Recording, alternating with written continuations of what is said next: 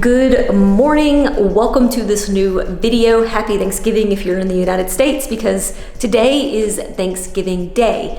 I'm really dragging this morning for some reason, and I've got a 2-hour endurance ride that I'm gonna do on the trainer. And the reason why I'm doing that on the trainer this morning is just because I'm pretty pressed for time with it being Thanksgiving Day. There's just so much to do. I still have a strength session to do, and I need to do all this before going and eating Thanksgiving Day dinner with my family, because you're basically useless after you do that. I'm not gonna mess around. I'm gonna get this 2-hour ride started on the trainer. I get asked this question a lot, and that is, how do you ride the trainer for 2 hours? So here's my tips. My number one tip is find a source of entertainment that works for you. It's gonna be different for everybody. Mine is YouTube. That's what I'm showing you here. Basically, I build a playlist on my watch later, and I just queue up a bunch of videos, and so that they just play back to back to back. That's what keeps me entertained on the bike. You know, usually most YouTube videos about 10 minutes long, could be a different topic every video. It's easier with my attention span just because it can constantly be changing. And I wear my Beats by Dre headphones. They're connected to the laptop that's connected to the TV, and I run Trainer Road on my tablet. The Beats by Dre give great sound. They resist sweat pretty well. And that's my biggest tip, is you gotta find something that keeps you from being bored out of your mind for 2 hours. I could not watch movies while riding the trainer, and that was because when I watch a movie, I want to sit down and be comfortable and enjoy it. I don't want to be suffering on a trainer. And I've heard of people trying to play like games like Xbox or PlayStation, and I just can't do that because that keeps my mind too busy. But watching YouTube videos, I can still do my session. Now this is a 2-hour Zone 2 endurance ride, and I am not keeping it at the same wattage. I picked a ride where maybe for like 13, 14 minutes, it's at 1 wattage, and then it increases by 10 watts or decreases by 10 watts. Just keep it a little bit different. And then on top of that, since you're on the trainer, it's not the same as riding outdoors. You don't have descents or stop signs where you can coast and get off your bike and stretch. So you need to make sure that you do all that. Set up a little bit, stretch, change your hand position, change your body position, even stop spinning for a minute if you need to, or back pedal.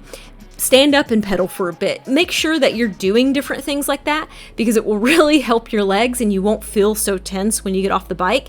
But yeah, those are my tips. Try to find whatever your source of entertainment is, and then just try to keep your body loose. Just keep changing it up, and you'll look like this after 2 hours. You'll be done. You won't want to ride the trainer anymore.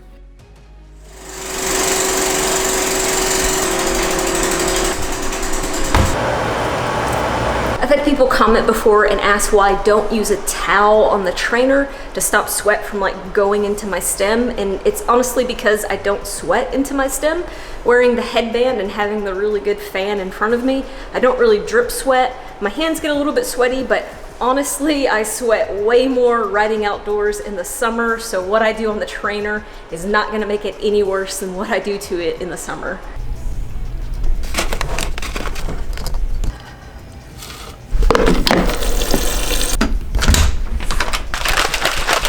I just finished up that 2-hour endurance ride, and now I'm moving straight into the strength session for today.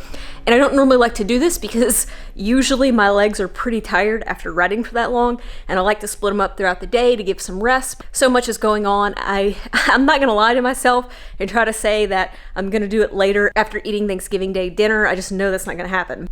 So I've changed a little bit and tried to get out of some of my sweaty clothes because there's been like a huge temperature drop. It was almost 60 degrees yesterday. It's like 38, and I'm gonna have to go outside to do some sled pushes in this workout. I just had a protein bar, and now I'm drinking a little bit of aminos.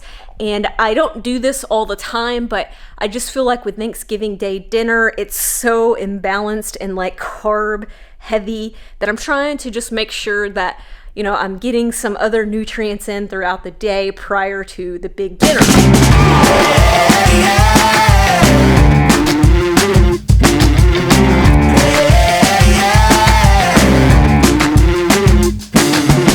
Ladies and gentlemen, attention please, about to start the show, better take your seats.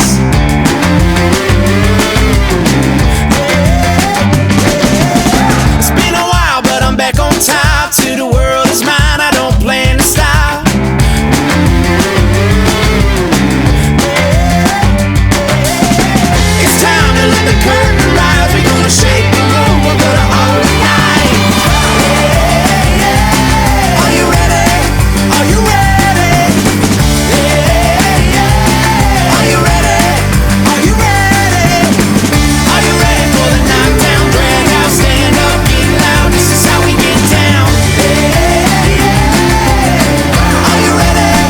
wrapped up the workout, and pushing that sled up and down this driveway is insanely brutal. I'm probably at a disadvantage going on an incline, but I get to come back down it, so I figured that evens it out. But I ordered the plastic feet for the sled because I read in the reviews that makes it slide easier on concrete. But I've definitely noticed my concrete in the driveway is kind of like rough and it's smooth in the garage, so there's a little bit of resistance that comes from this rough concrete, but you know, it's just gonna make me stronger, I guess, right? But like literally my heart rate was the highest of the day pushing that sled up this driveway. I mean, it was insanely brutal. Oh my gosh. It's now a couple hours later and we just got back from Thanksgiving Day dinner with my family, and I overate. I'm stuffed, miserable, but through all the years that I've dieted, I've never dieted for Thanksgiving Day dinner. I've just had the dinner and ate anything that I wanted because one meal is not going to ruin all of your progress. And so I've always just learned to enjoy that one meal, and then I don't take any leftovers home with me because then, like I said, it's one meal and done. You can get back on track, and that's pretty much the best tip that I can give you for the holidays.